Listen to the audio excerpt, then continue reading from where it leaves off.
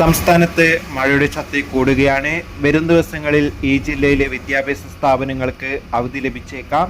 അതിൻ്റെ ഏറ്റവും പുതിയ അപ്ഡേഷനാണ് നമ്മൾ നോക്കാൻ പോകുന്നത്.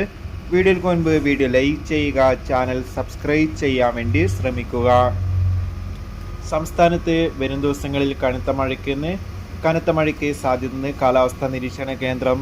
കണ്ണൂർ, കാസർഗോഡ്, തൃശ്ശൂർ ജില്ലയിലൊക്കെ ഇപ്പോഴും മഴയുടെ ശക്തി കൂടുകയാണ്. കടുത്ത മഴയെ തുടർന്ന് ഇന്ന് തൃശ്ശൂർ ജില്ലയിലെ മുഴുവൻ വിദ്യാഭ്യാസ സ്ഥാപനങ്ങൾക്ക് ജില്ലാ കളക്ടർ അവധി പ്രഖ്യാപിച്ചിട്ടുണ്ട്.